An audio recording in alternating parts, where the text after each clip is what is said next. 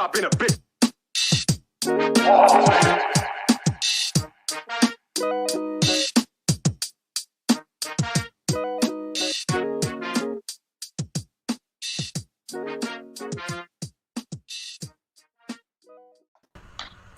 All right. Better late than never, huh, Achilles? I guess. I'm kind of a if I'm late, forget it kind of person, but yeah, I'll show up for the team. I appreciate that, bro. I appreciate that. Some of us forgot it was Tuesday, apparently, and we had to scramble. Now, between Friday, me forgetting to start the show, like, with the intro, and then today, just people forgetting what day it was. It's not, July sucks.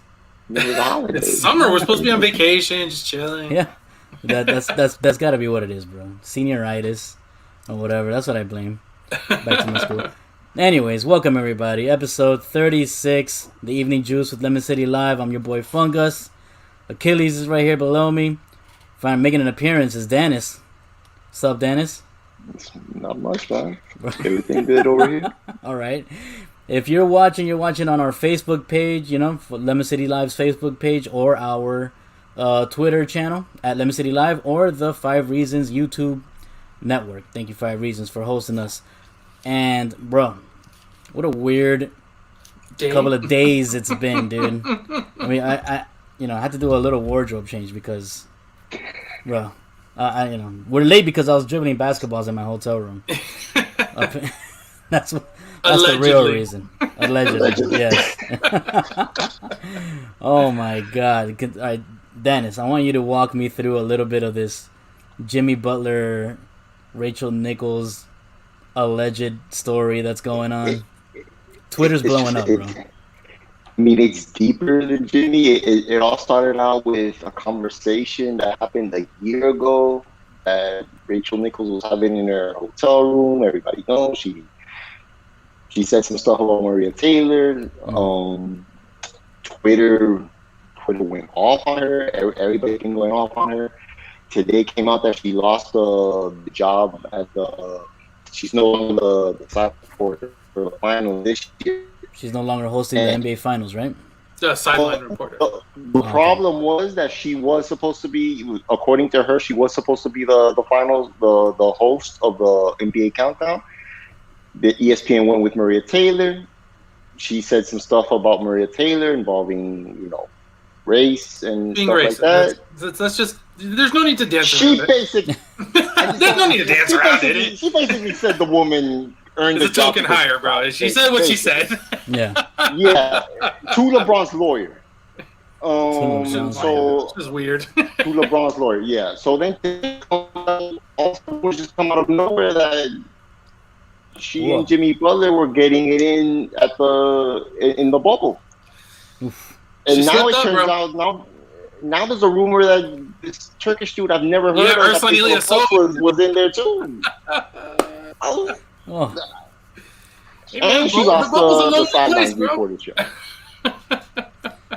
Man, I guess Jimmy Butler and Rachel Nichols asked him, "Hey, what's a Turkish bath?" And he's like, "Let me show you." The woman's having a bad week.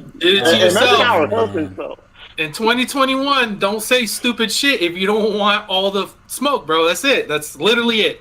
I guarantee you, she doesn't say that stupid shit. We never get the rumors about Jimmy and them, like nothing. And she just moves on with her life. But you run your mouth, you're gonna get in trouble, bro. Like, it is what it is. If she would have just said, like, look, it's in my contract. I don't know why ESPN is trying to take this from me. Okay, but to go that route, to say that the only reason she got this other woman is getting the job is because of her skin color, like a token. She's a token higher, like Achilles said. Then she slipped up. She wanted the smoke, and I think what's crazier than everything is that this was a year ago, and we're just now finding out about it. Oh yeah, no, and like in the news report, it's been said that like there's been tension at ESPN this whole time. Like they've known about it, just recently it got leaked. That's like another layer. Why is ESPN so notoriously bad at these kind of things? Oh, like they're always, doesn't matter who's in charge, The only person that ever tried to do man. anything in terms of diversity was Dan Le Batard, and he dipped on them, and look where they are now. He was honestly the only person doing any diversity stuff. Yeah. If you were not an athlete, ESPN wasn't trying to like bring you on unless you were an athlete. Howard Bryant, he's always he's talking about it. He's talked about it quite a bit. Like the only, aside from Stephen A. Smith and now Maria Taylor but like the only, for the most part, the only people of color on ESPN are athletes. Yeah, those are the ones. Stephen A. and like Wilbon, and that's it. yeah. Basically, they just pushed out Justina Anderson. I loved her as an NFL analyst. She's not there anymore, really? Insider. Yeah, and that was quiet too. She got pushed out, I think, last summer. They got rid of Michael Hill, Michael Smith. They got rid of Jamel Hill and Michael Smith. That whole thing was ugly. And Kerry Champion left. Yeah. ESPN just has a bunch of issues. But Mike Greenberg, all the shows, bro. Let's go. No. Yeah. Mike Greenberg and Stephen A. Smith. I don't think they sleep. Like they have them locked up in a closet somewhere in the back at Bristol. Like, come on, let's go. It's a cryogenic chamber right next to Michael Jackson. Let's go.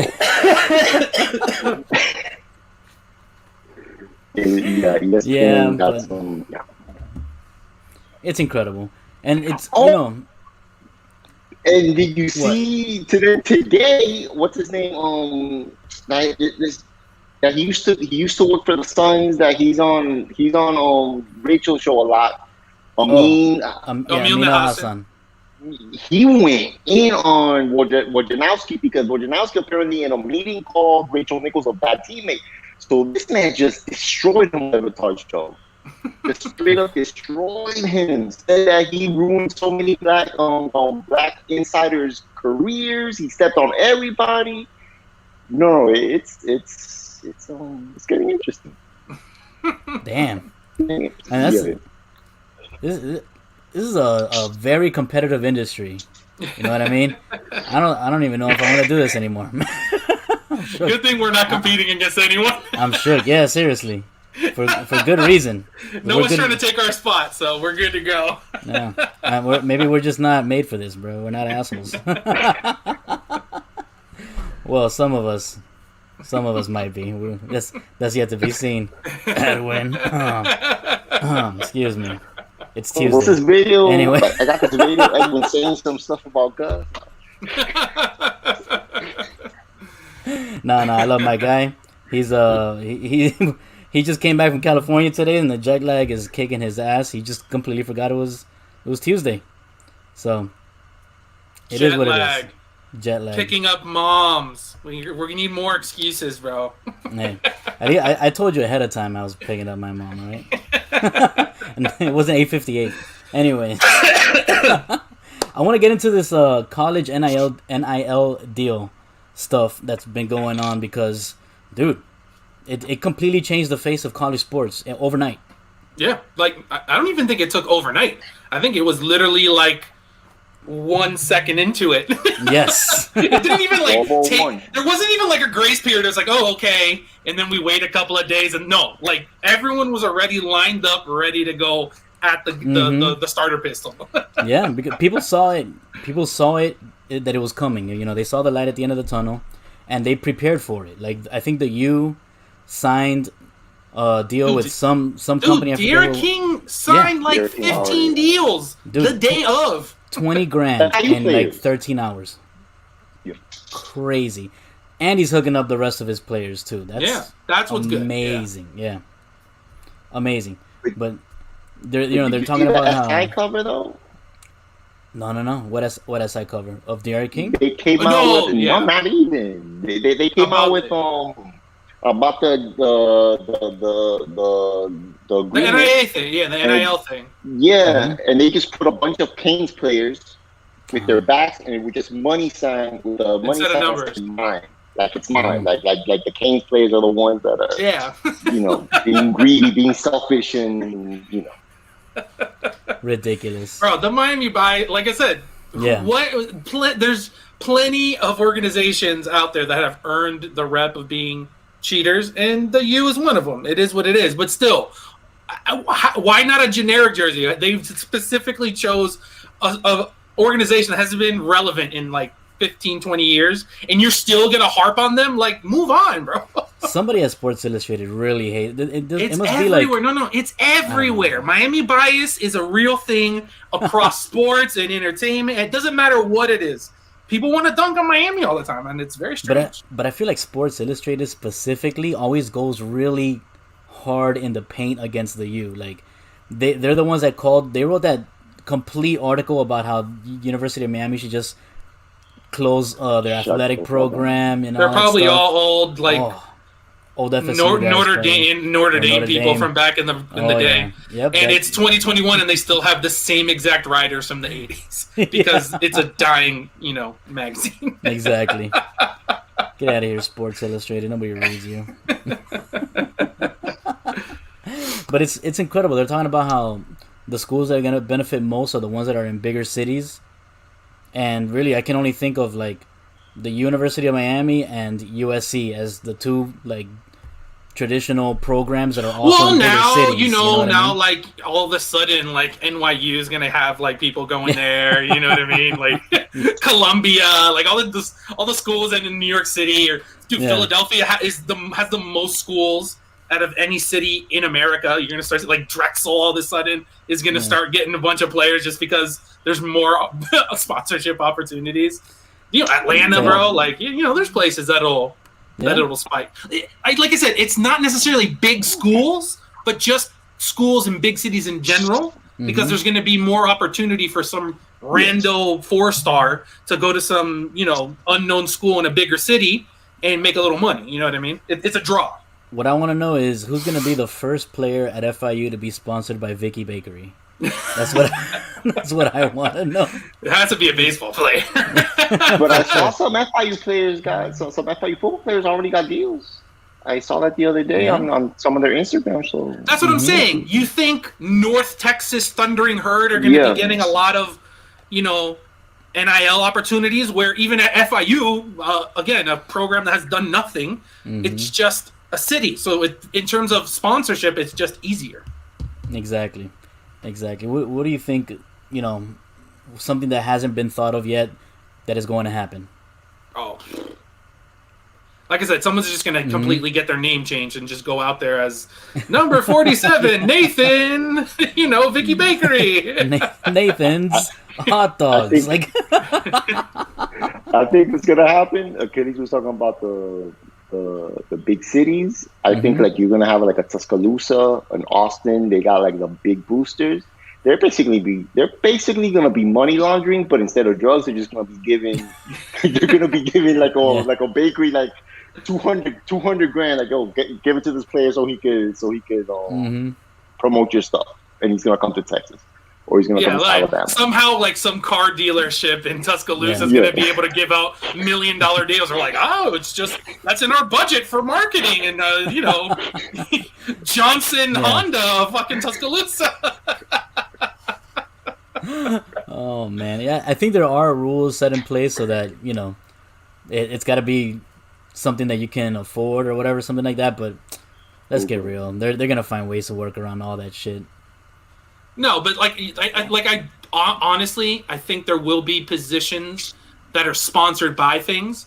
So like at the Ivy League level, or maybe just at Harvard, the coaches are like the Spielman family head coach for whatever, because some family shelled out money to make sure that the golf team has a baller ass coach. So I think you're going to start seeing this. It's going to be like the FIU, Gus Machado kicker. This year is bum, bum, bum, bum. You know what I mean? Yep. Oh, man. So, that's going to make, if they do that, that'll make competition for positions even more competitive. That becomes more valuable for someone selling that sponsorship. If you have if you're whatever company sponsoring the UM quarterback, and there's always 3 guys fighting for that spot, and they're always talking about that, and everyone who talks about that has to call it the Gus Machado starting QB for in every single thing that they write and tweet or whatever. That's good sponsorship. So the thing is, which team is going to be the first person to add a sponsorship liaison as an official employee of the school?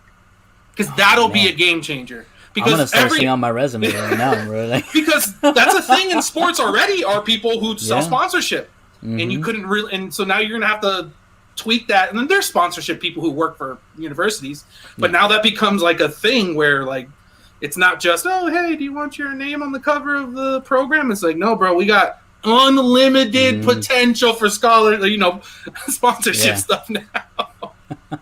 Oh man, that's amazing. That's something that I didn't even think about. Yeah, it completely changed the face of college sports, man. For sure. Incredible. All right. Speaking of completely changing the face of the sport, NBA Finals. I just found out today that nobody who is gonna play in the NBA Finals has won a ring. So first time since '77. That's crazy. There's not even a fringe guy? No, bro. They're all virgins. Oh, nice. Yeah, bro.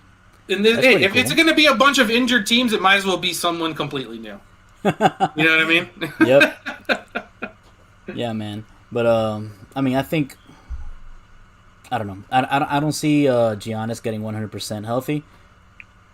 I don't know what you guys think. He's playing tonight, though, right? He's playing tonight, yeah, but I don't think he's not 100%. Yeah. Yeah, Chris Bosh said a couple of weeks ago that he had that injury and it should have taken him out for the rest of the playoffs. So I don't know how he's going to do it. I don't know. Yeah, well, and Giannis is also 7 feet tall and like 300 something pounds or close to it. You know what I mean? It's the injury is different for a person of that size. Yeah. Than little Chris Paul. No, I said Bosh. Oh, Bosh. Okay, sorry. I heard Chris. I heard Paul. I was like, damn, bro. Yeah. Fucking 6'3" guys going to compare an injury to someone who's 7 feet tall. Structurally, it's not the same, dude. Yeah. No, but yeah, Chris Bosh said that he doesn't, like he said this, I think last week, that he doesn't expect Giannis to come back at all. So he's playing tonight. Yeah, he's playing tonight. So let's see. All it's going to take, again, he's going to do 1 Euro step, and that's going to be that for him, dude. That's terrible, man. He's been the guy at freaking Minnesota for such a long time. Not Minnesota. Milwaukee. At Milwaukee for such a long time, and he's been, MVP. He gets shit because they never make it far in the playoffs, and they finally make it, and he's injured. He's Ronaldo in the Euros. You know what I mean? So you're saying Milwaukee's gonna win, though? That's what you're saying? Well, if his teammates step up, I'm saying if you're making the analogy, I'm just kidding. So there's another Gus somewhere that hates Giannis. That's gonna talk so much shit about how he didn't actually win the finals because he didn't play. Yeah, I don't know if I was talking with you guys, but without Giannis, the two teams are built essentially exactly the same. Where you have the point guards are big parts of both teams. You have Chris Paul and you have Drew Holiday, but everyone's going to choose Chris Paul. Your shooting guards are also big parts of the team. You have Middleton and Booker. Everyone's taking Booker. The center is also a big part of your team. And Lopez and Ayton, but you're taking Ayton. It's weird that without Giannis, they technically match up, but the Suns have all the guys that you would give the edge to. Yeah. Oh, man. I just hope it's like an exciting series, man, because I don't want to see a sweep, any of that shit. Like, I want it to be exciting. That's going to be all on how the Suns play, dude. Yeah. Or how hot the stupid Bucks are, because that's essentially their whole thing is if they hit 23s, they win. If they hit 4 threes, they lose. But they only do those two things. It's never, they can't find a happy medium and try and grind out a win. It's either blow someone out or look like the worst team in the NBA. It's the weirdest thing. It's so weird, man. They're like, I think that they're like the Heat in that aspect, except that they just make their threes more often than we do, I guess. So where the Heat just didn't ever make threes this year. This year was so trash behind the arc. Jimmy was tired, bro. What can I tell you? He was drained. He never after the recovered bubble, bro. from the bubble, man. From a playoff competition in the bubble. Exactly. Too many Turkish baths, I guess. if that's what you want to call it. Oh, Lord. All right. Game 1 is tonight, no? It's happening now, I believe. It's happening now. It already started? Okay. All right. If you were not doing this show right now, would you be watching that, or would you be watching Argentina versus Colombia? I have Argentina on my TV right now in front of me. Oh, nice. That's also what I would be watching, if I'm honest. There's seven finals games. None of those teams. There's something on the line in this game, not some bogus game 1, 2 teams no one cares about. Exactly. But this is exactly what everyone's like, oh, the NBA's worst nightmare is literally what's happening right now, where it's just like, I'll watch a South American soccer competition that I have zero rooting interest over game 1 of the NBA Finals, which I have zero rooting interest in. Everybody talks about they want parity in the NBA, but then when you actually get it, everyone cries. But that's because, but that happens, that kind of cultural way of thinking sort of happens because there's never parity in the NBA. We get used to seeing LeBron in the finals every year, and then when we don't get it, we're not interested. But if there was every year parity, I think there would be a lot more excitement about parity. Honestly, I think if Giannis was going into this 100%, it would be not as flat. You know what I mean? I think people are like, all right, man, Giannis is a superstar. You got the up and rising Suns that are fun to watch, and we have the whole Chris Paul drama. There'd be something to it, but with him not 100%, it's just like. And I think the fact that nobody's been 100%, so it kind of feels like, all right, these are the 2 teams that are literally left standing. Yeah. So it kind of takes. But it Chris Paul has taken some bumps and Devin Booker have taken some bumps, but it wasn't something that you were ever worried was going to completely keep him out of a series. Where Giannis happened to Giannis, you are, even though he's playing today, it's not the same as my shoulder's a little sore. No, this is like a legit injury. Yeah, man. I don't see them being able to survive that, man, because they're just. You can't lose your star player. And they're not, like I said, they're not consistent enough from 3. Yeah, exactly. If they were a little more consistent, you can be like, hey, man, they got 3 All-Stars on that team. Maybe they can keep it together. But they're just not. Chris Middleton, the guy can go for 40 or he scores 12, and you don't even know that he's out there. So if he was just scoring, 20 points a game instead, and Justin Holiday, same thing, and Brook Lopez, same thing, where they were more in the middle instead of boom or bust and just hope that Giannis puts up 40 points, it'd be a little bit more interesting. But I don't think anyone believes that all of a sudden those 3 guys are just going to rise to the occasion and be able to, lift that team over. Again, a team that's built exactly like them, just with better players. Better. Yeah. And it's crazy how that Suns team just clicked this season, Yeah. Even when they lost Chris Paul, they still looked like they didn't lose anything. It's what happens when you have Heat influence. They got 2 Heat influencers. Oh, yeah. James Jones and Jay Crowder, bro. That's the difference. That's the difference right there. That's all you need to know. It's the peanut butter jelly of Heat culture.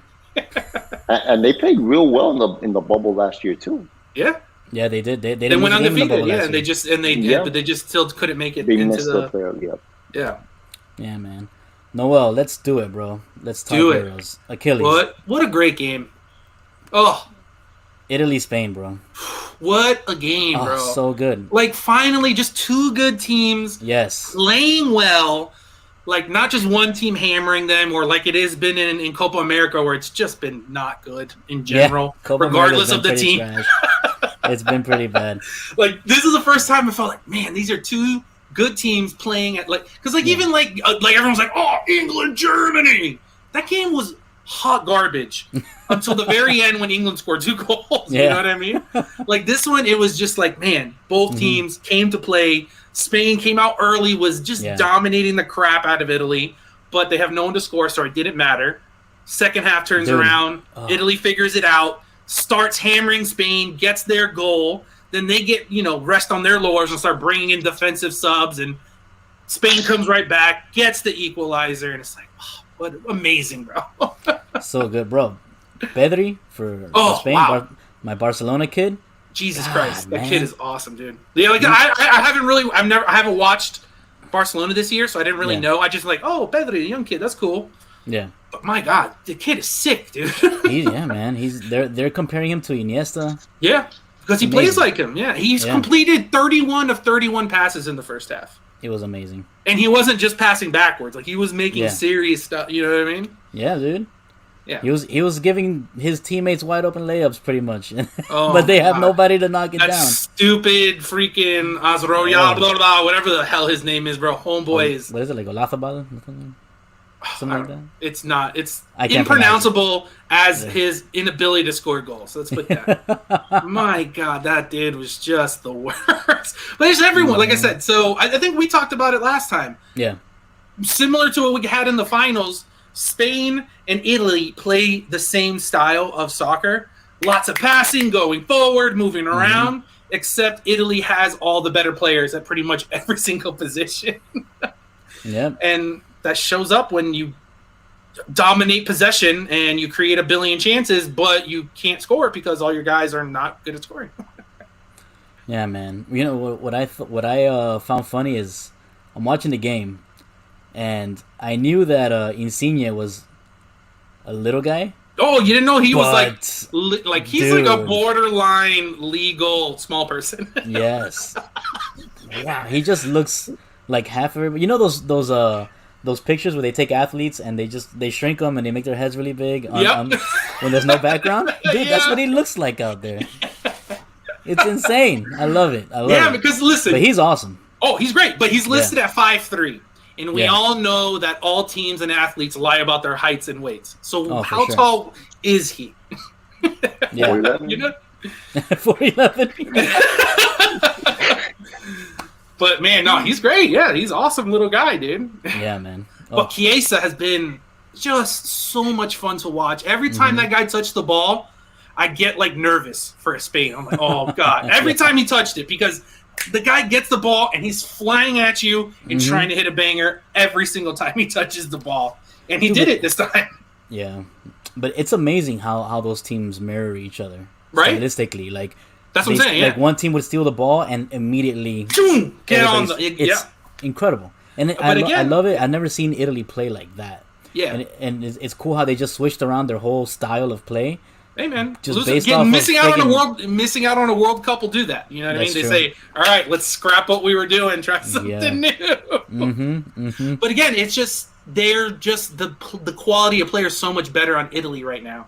Yeah. Spain is a glass cannon where they're all offense, all shine, but the littlest tap and they and you saw it in this game. Like they'd have the ball for 10 straight minutes and one turnover and Italy almost scores within 2 touches because that's just the way they play really high up, and 2, their defenders just kind of suck.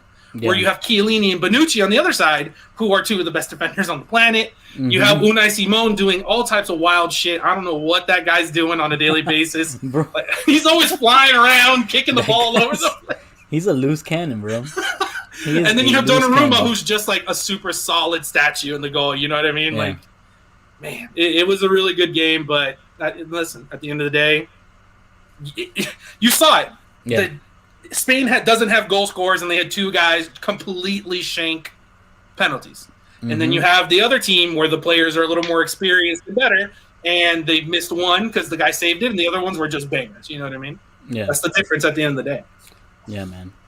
So, what are you looking for? Looking to see in tomorrow's game, England-Denmark? Hopefully Denmark can do something, but... Yeah? Do you think I'm surprised they've made it this far, honestly. Do you think they're just riding the wave of well, we don't know. Of what happened to what? Christian Eriksen went down during the first game. Yeah. So, and then they made them play like 20 minutes after they literally saw one of their teammates die. So, of course, you're going to lose that game. And then you go into the next game and everyone's in a daze and they lose. And then the third game, they start winning. So, to me, what you're seeing now from Denmark is the real Denmark. And they're doing it without one of their best players. So, I don't think it's a fluke. Obviously, that momentum and the spirit helps. But they're apparently a good team, you know what I mean? Yeah. We didn't get to see it from the get-go. Yeah, that's true. But I like how the only 3 teams that I've been like talking up this entire tournament were all in the semifinals. That never happens to me. Listen, bro, and I was loud wrong about England because then they showed up against Ukraine and smacked those fools in the face hard.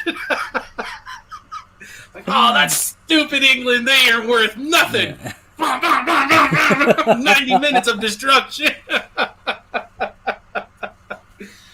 Hey, man, it is what it is. But England's getting hot at the right time. They were stinky in the group stage. They kind of, like I said, against Germany, it wasn't a very good game. But hey, you finish your chances, you move on. Yeah. So they start, they get a little momentum there. You said they got the monkey off their back again, 100% right. I was 100% wrong. And then they take that momentum and just dismantled the Ukraine in the second half of that game. Just killed them. The first half was like a close, good game of soccer. And then something happened in the second half, and they smacked them. It was crazy. Yeah, what happened is that, what's this guy's name? Harry Kane actually decided to score a goal. Maybe he, within 3 days, he went from not healthy to healthy. Who knows? Right? I don't know. I don't understand how that's possible, but... It's that spray, that magic spray. He's just been doing it for 3 straight days. Yeah. That's what it was. He called up his boy Banksy to spray him. That's what. For some reason, that works. Let's switch it up to Copa America real quick, man. Did you watch Brazil-Peru? No, I missed it, but I heard it was not good. No, you said it. You said it earlier in the show. Copa America has been rough to watch. They're just beating up on each other. Honestly, they're not even trying to. That's what I'm saying. It's not like soccer. You know what I mean? It's not. I don't know, man. South American soccer has taken a dip. Yeah, it just seems like there's not as many transcendent players. They're all there's a switch over, and they're in a weird. There's plenty of young up and coming guys, but I don't think they've taken over the mantle for all the guys that we've known over the years. Yeah. So it's in a weird kind of phase right now where just no one's that great anymore. It's really weird. I'm watching Brazil-Peru, and I'm thinking to myself, bro, I remember when I could name the entire Brazilian lineup, all 11. And some dudes on the bench, you know what I mean? But I'm watching this game, and I couldn't name, more than 3 players. I'm like, okay, I don't know. I don't know these guys. And that's Brazil, dude. I don't know, man. It's pretty crappy. And they're not playing that same style that we're used to, that Joga Bonito kind of style. They're just sort of out there. I feel like the money aspect of soccer finally infiltrated, the youth movement in Brazil when they're training their players. Mm-hmm. So instead of letting them be creative, they're kind of teaching them too much tactical shit. Yeah, well, yeah, that's something that they say about the way kids in the U.S. are brought up is that it's all very strict and you got to do this, and when you're here you got to do that. So there's no creativity when American players grow up. Because they're used to being on rails where, all right, you're the striker, so you can only be here, and you only could do this, you know what I mean? Yeah. So, maybe, listen, I'm not plugged into Brazilian youth soccer, but maybe. Like I said, it's something that, it's a real, like I said, it's a real thing that I can tell you from experience from being around American soccer, where the big, what they say is hurts American kids growing up the most is that the coaching is too structured. You're either on a team or you don't play soccer. It's not the sport where you just go out and have fun, where we produce basketball players like it's nothing that are all super good because you just, at some point you get coaching, but more than anything, you're just out playing and you're learning that way and you're developing your own style. Exactly. Noah, I don't know if this is true. Maybe in the final when USA plays Mexico, that'll be exciting. Listen, I came up with an analogy for CONCACAF and CONMEBOL soccer. It's like the Fast and Furious franchise. Is the quality good? No. Is it fun and exciting? Absolutely. Yeah. Exactly. Oh that USA Mexico game where the US won, that was not a good game. It was really bad, but man, was it fun. Yep. Those games are always fun. USA and Mexico, always fun. But like I said, there is something about that gritty, hard, hating style that's played in this hemisphere that does produce fun matches. If you're going in there trying to look for Spain-Italy, you're not going to find it in either of the two federations right now. Maybe a few years back, CONMEBOL could have pulled it off. But right now they don't have it, and CONCACAF doesn't have it because it's USA, Mexico, Canada now, Costa Rica. Like, come on, dude. It's just teams out there bashing each other to bits, and sometimes they hit a banger. Exactly. You can see that at Kendall Soccer Park. Yeah, that's almost like that's how MLS is played. It's just dudes absolutely bashing each other to bits, but every goal scored in that league is a banger only. There's no good passing, easy goal. No, it always has to be some sort of like outrageous shot. Exactly, and that's why you can't play in MLS with a cigarette in your mouth. Someone's gonna elbow you in the face and knock it out, bro. Seriously. All right. Speaking of fast and exciting, let's end the show on a F1 or FU tip. All right. So we had Austria Part 2. Yeah. Again, I still haven't done enough research on why they have two races at the same track back to back. Like, and they call them different names. One was the Styria GP, and this one was the Austria GP, but they were raced at the same exact track back to back weeks. I don't know, but the results were a little different, but not too much. It was still your boy completely hammering. I think he won by 18 seconds. Like, it wasn't remotely close again. A lot of the young guys have been doing really good at the last two races. You had Lando Norris. He's like 19 years old. He qualified third and finished third, but only because he had to take a 5-second penalty. If not, he would have finished second. It was George Russell, who's supposedly going to be the next guy at Mercedes. Again, he was really good last week, but he had a DNF, I believe. And then this time he had another really good week and just finished outside of points. He finished a little bit outside of 10th. It did. Mercedes, again, bro, like, they weren't great. They got 2 and 4, which isn't bad, but for them, it's not good. Again, Sergio Perez, I believe he had the thing about this race was it was essentially a demolition derby.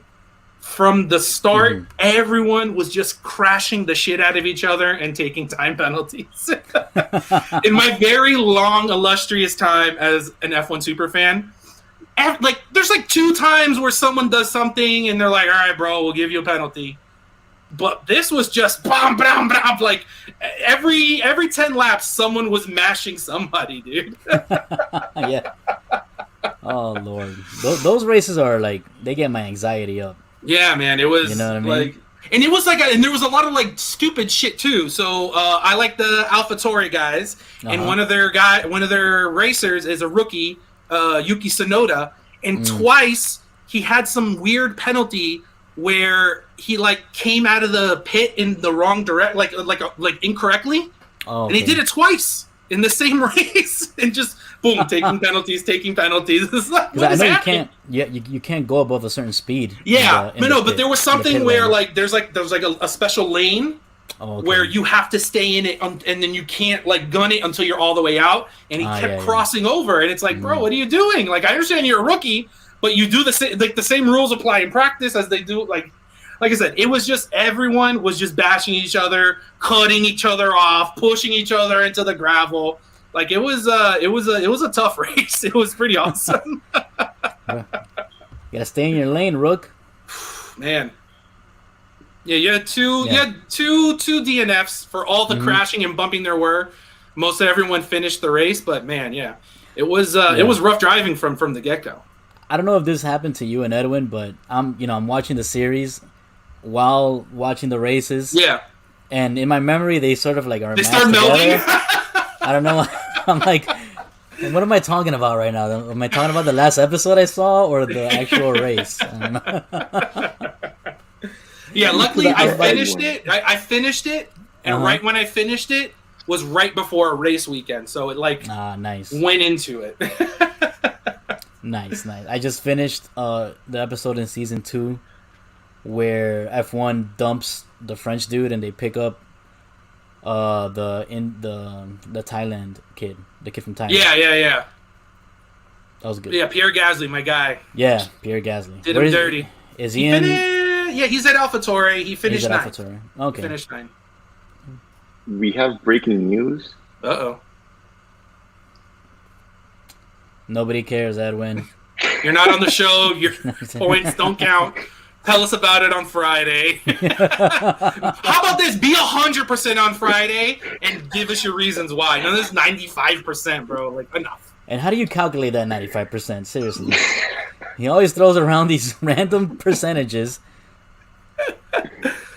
That's Edwin's homework. Go. Yes. That's fine. You could be McLaren all day, but on Friday, be 100% McLaren and Lando and tell us why. None of this 95, 99.8. No, bro. Enough. You're a month in. You gotta commit. I already committed. I started after you. I mean, come on. Honda, baby. I don't know what I'm gonna do when they. I don't know what I'm gonna do when Red Bull isn't Honda anymore. Just got to be Honda. Edwin, what are you doing, bro? Hey guys. Are you walking your dogs? Right, bro. I'm somewhere in Kendall right now. What? Somewhere. Can you guys see me? There you go. What's up, guys? Yes, we can see you. So yeah, no, I just came out here to tell you I'm officially a Lando. What's his last? Norris. That's I'm 100% the guy. I really don't know who he is. Oh, man. Yeah, but that also means that you're a Daniel Ricciardo guy now. So how do you deal with that? No, I don't like Daniel Ricciardo. He's holding down the team. I think McLaren need to get rid of him and bring in my boy Ocon or somebody else because Ricciardo's not doing it. This is all Lando's show. And he won me over this weekend with one thing. I don't know if I'm pretty sure you saw it. But he said, God, because I don't like the prick Russell. Russell, is that his name? George Russell. Yeah. He's like the little pretty boy from Williams that he's going to Mercedes. You were talking about it. He's like the handpicked guy. Yeah. He's too full of himself. I don't like him. He came. Did you see this? Sky Sports tweeted out after the race. He came by Lando while Lando was being interviewed, and he said, "He's like, oh, you're a little wet there, huh? Like sweaty." And he's like, "No." He said something like, "No, it's champagne," because he just came off the podium, bro. Nice. Boss. That was such a boss mic drop. That was it. I'm all on board for the guy now. So not 90, right. not 95%, 100%. Yeah, I'm leaving it open for like in case. No. 100%. Come on, bro. 100%. Father, I don't think he knows what Star Wars is. So, I've 100% thought that he has zero idea who Lando Calrissian is. Yeah, dude, or Billy D. Williams or any of it. Nothing, you know? And the fact, I think Gus said it a while back. He's like, the fact that his car is not named the Millennium Falcon is kind of like disappointing. Like that's got to be up there. Somebody in his team, he drives for McLaren. Yeah. Somebody in McLaren needs to just put a fucking Millennium Falcon sticker on his car. That's it, bro. Like it's such an easy one, bro. Why doesn't Disney sponsor him? That's what I'm about to say. That's such a huge huge business opportunity for Disney to get into the F1 game. This is the perfect opportunity. Let's get it done already. I want it to happen because then Edwin will be supporting a Disney car. No. Yeah, and you already committed 100%. You're in, bro. Dennis, have you picked it up yet or what? I haven't even started watching it. It was a good show, man. I told you got to go watch the show at least. Too busy watching the damn Marlins, bro. Yeah, bro. I'm too busy turning this into a depressing. Skip a Marlins game two Marlins games a week. That's it. Yeah. Switch it out for F1 show, and we'll get you on board, bro. Exactly. Hey, Marlins are winning though. You know, not right now. They're tied right now, but you know they beat the Dodgers yesterday. Yeah, that was nice. I'm just saying, there's 162 games. Defending champs, right? If you miss a couple, it's all right. If you beat the champs, are you the champs? Is that how that works? It's transitive property. Yeah, man. I don't know what is that. That's a bad grammar class that I didn't pay attention. All right, I gotta get back to walking these dogs. I just want to let you guys know that I'm all aboard. My official announcement has just happened. Lando, McLaren, let's do this, guys. Ready? How are you not watching Argentina, Colombia right now? I was. It's halftime. That's why I'm walking the dogs. Okay. All right, I gotta get back. Later, all right. Later. Oh, Lord. How do you kick me out? That guy. He is man. He's the special one. He's ours. We own him. I think that's it for us, fellas. What do you? Any parting words? No. We were supposed to promote the beer giveaway this week, but Crafty Beer Market and us, we're trying to do something a little different, and we haven't really pinpointed it yet. But we'll get back to that once we get that, and then we'll be back to providing you with some delicious beers. But for now, if you want your fix, just go to craftybeermarket.com and use Lemon City 10. That's what you're gonna have to do. That's what you're gonna have to do. Yep. All right, guys. Thank everybody for watching. Tune in this Friday night for our happy hour special. If you missed the show, remember you can always watch it again on our Facebook page, on our Twitter page, on the 5 Reasons YouTube network, or you can listen to it wherever you get your podcasts. All right, fellas, it was a pleasure. I'll see you guys later.